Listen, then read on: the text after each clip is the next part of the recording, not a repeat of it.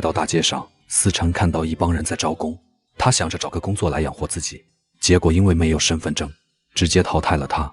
因为在香港这种地方，没有身份证是犯法的行为。最后思辰很识相地离开了。面对香港的灯红酒绿，他下定决心自己以后必须要在香港闯出一番名堂。于是他来到了贫困屋，投奔一个要好的闺蜜。这里都住着一些像他们一样没有身份的偷渡人，几十个男女挤在一间10来平米的房子里。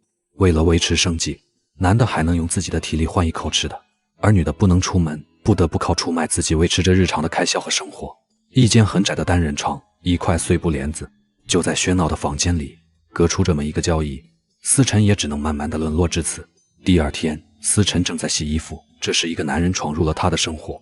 男人叫江元生，是一位拳击手，平日里还喜欢去赌场。这天他赢了不少的钱，却不知被几个混混盯上了他，走投无路的他闯进了